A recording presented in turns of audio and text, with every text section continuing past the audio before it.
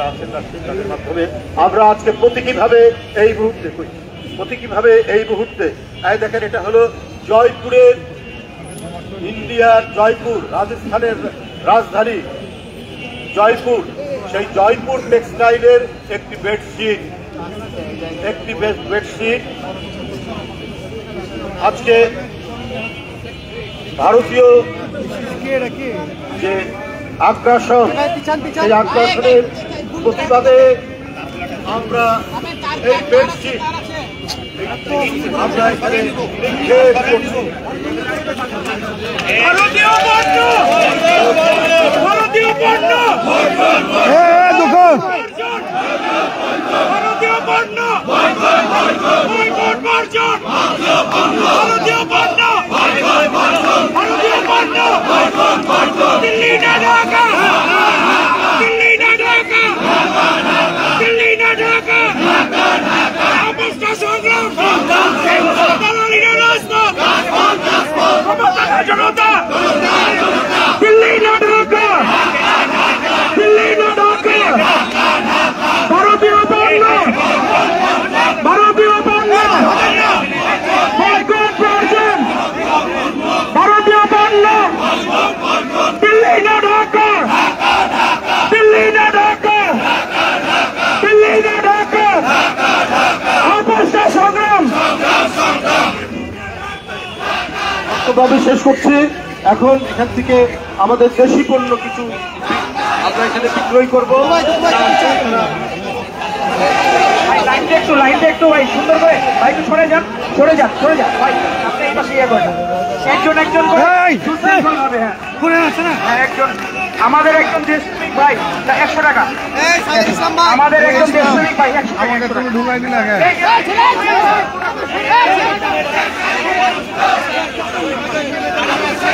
আমাদের একজন দেশপ্রেমিক শারীরিক অসুস্থতা নিয়েও 100 টাকায় লুঙ্গি সংগ্রহ করে নিচ্ছেন। আমাদের একজন দেশপ্রেমিক ভাই অসুস্থতা নিয়ে এসেছেন, তাকে ধন্যবাদ জানাচ্ছি। আরো একজন দেশপ্রেমিক ভাই হাতে লাঠি নিয়েও কষ্ট করে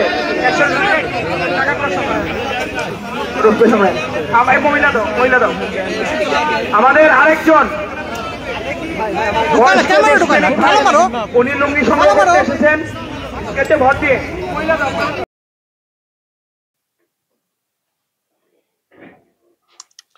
কি নির্লজ্জ।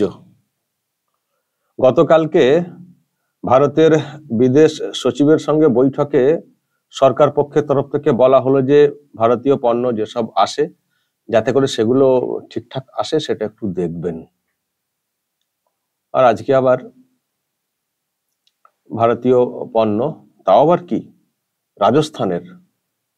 রাজস্থান কোথায় আর বাংলাদেশ কোথায়?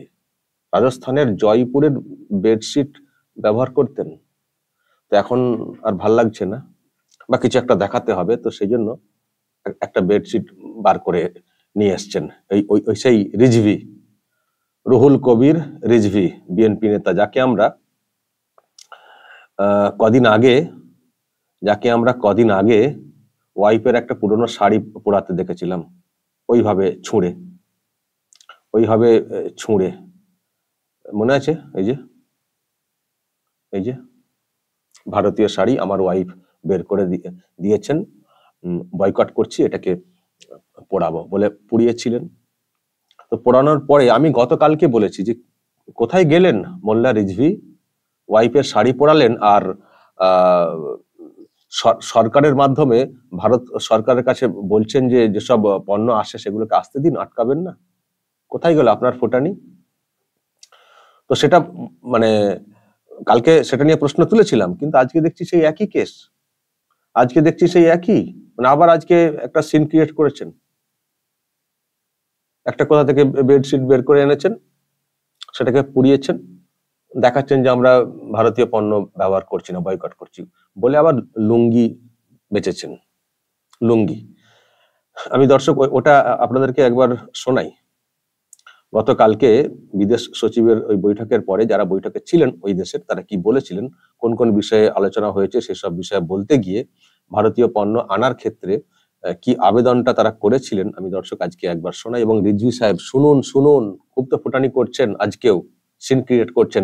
ইনাদেরকে কেন বলছেন না যে আমরা বয়কট করতে চাইছি, আর আপনারা সরকারের তরফ থেকে কেন বলছেন ভারতীয় পণ্যকে যাতে আসতে দেওয়া হয়, কেন মানে এটা নিয়ে কেন বলছেন না? বলবেন কি করে? এটাই তো হচ্ছে আপনাদের পলিটিক্স।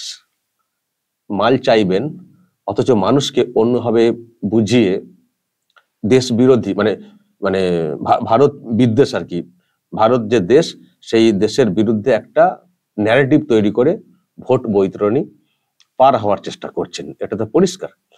দর্শক শুনুন, গতকাল বৈঠকের পরে ওই দেশের যে সরকার, অন্তর্বর্তী যে সরকারটা চলছে, তাদের তরফ থেকে প্রেসের সামনে কি বলা হয়েছিল। আলোচনা করি। ভারত আমাদের অন্যতম বৃহত্তম বাণিজ্যিক অংশীদার। ভারতের সাথে আমাদের দ্বিপাক্ষিক বাণিজ্য বৃদ্ধির জন্য বিদ্যমান ট্যারিফ, প্যারা ট্যারিফের মতো বাধাসমূহ দূর করার উপায়ের উপর আমরা গুরুত্ব আরোপ করেছি। আমরা ভারত থেকে আমাদের নিত্য প্রয়োজনীয় পণ্যের নিরবচ্ছিন্ন সরবরাহ নিশ্চিত করতে প্রয়োজনীয় উদ্যোগের গ্রহণেরও অনুরোধ করেছি। শুনলেন, বললেন যে আমরা বলেছি ভারত থেকে যেসব পণ্য আসে তার নিরবিচ্ছিন্ন যে আশাটা সেটা যাতে ঠিক থাকে সেটা বলেছি। তাহলে সরকার বলছে মালপত্র আসুক, না এলে বাঁচবো না, দেশকে বাঁচাতে পারবো না।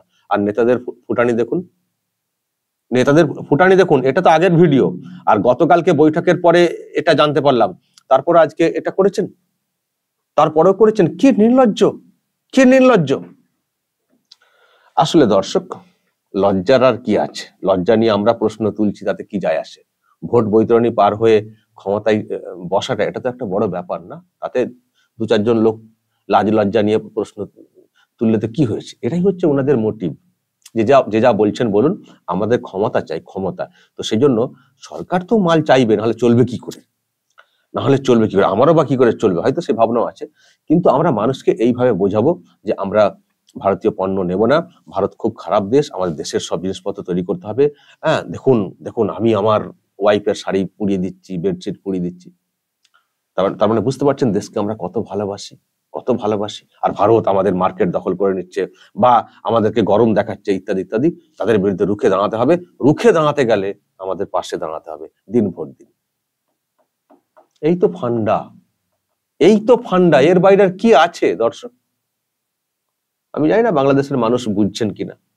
আমি অনেকের বক্তব্য শুনছি অন্যান্য মিডিয়াতে, বলছেন যে যারা বলছেন তারা ফুটানি করছেন, বা তাদের অনেকের হয়তো টাকা পয়সা এত আছে তারা দেশের পণ্য তারা কিনবেন না, ওই লুঙ্গি গামছা কিনবেন না। তারা যাই, লুঙ্গি হয়তো কিনতে পারেন একটা দুটো, কিন্তু বাকি সব বিদেশ থেকে কিনে আনবেন, অন্যান্য দেশ থেকে, সিঙ্গাপুর থেকে কিনে আনবেন, ইউকে, ইউএই বা আমেরিকা, ওইসব জায়গা থেকে, আরো যেখানে যেটা ভালো পাওয়া যায় সেখান থেকে হয়তো কিনে আনবেন। কিন্তু আমরা কোত্থেকে পাবো? আমরা পাশের দেশ, পাশের একেবারে কাছে, হেঁটেও যাওয়া যায়, বাসে করেও যাওয়া যায়, বা অন্যভাবে যাওয়া যায়, তো গিয়ে কিনে মার্কেট করে নিয়ে চলে আসি, বা আরো অন্যান্য কাজে আমরা সুযোগ সুবিধা নেওয়ার জন্য যাই। তো ওনারা ফুটানি মারছেন, আসলে ওনারা তো নিজেরাই দেশের জিনিসপত্র ব্যবহার করেন না, বাইরে থেকে সব কেনাকাটা করে করেন।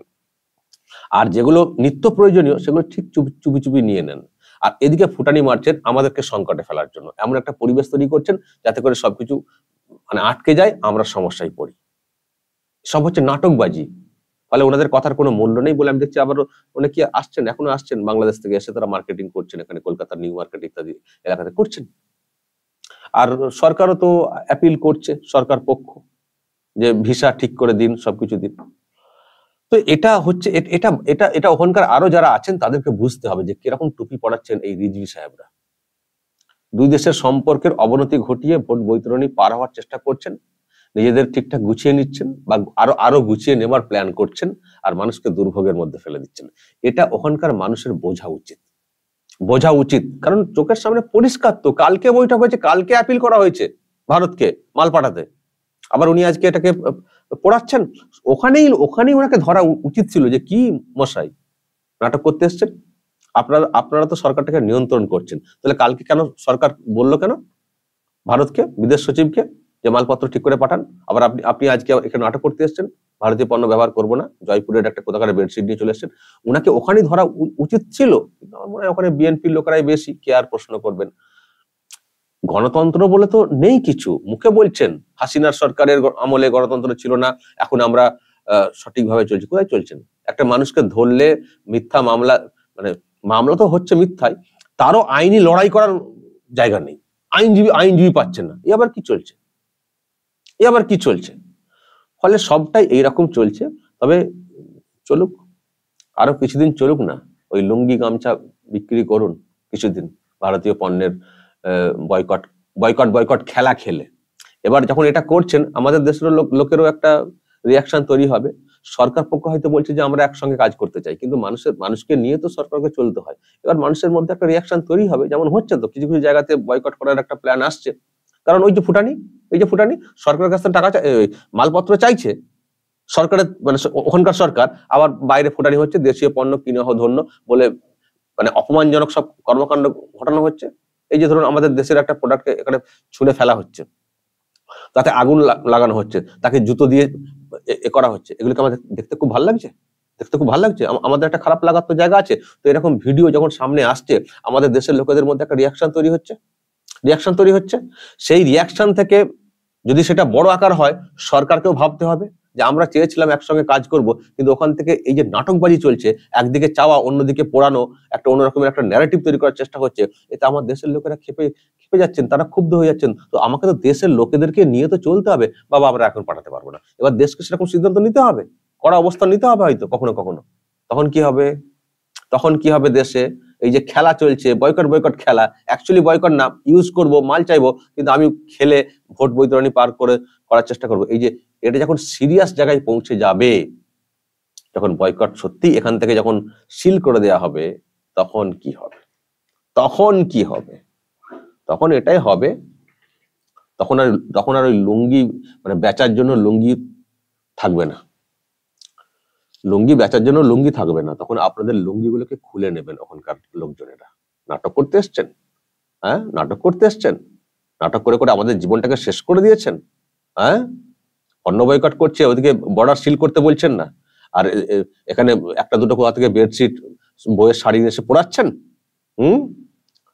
তারপরে পোড়াতে আরো মানে ক্রাইসিস তৈরি হবে এখান থেকে, যখন ওটা সব ব্লক হয়ে যাবে, তখন ওই যে বললাম, তখন আর ওই লুঙ্গি বেচারও আর লুঙ্গি পাবেন না, মানুষ আর লুঙ্গি কেনার লুঙ্গি পাবেন না। ওই লুঙ্গি পরে যেটা আসবেন রিজভী সাহেবরা, ওই লুঙ্গি খুলে নিয়ে তারা চলে যাবেন, আর ওনারা উলঙ্গ হয়ে বাড়ি ফিরবেন বা বনে জঙ্গলে ছুটবেন। দর্শক যদি কিছু বলার থাকে অবশ্যই বলবেন, কমেন্ট বক্সে নজর রাখবেন আরামবাগ টিভিতে।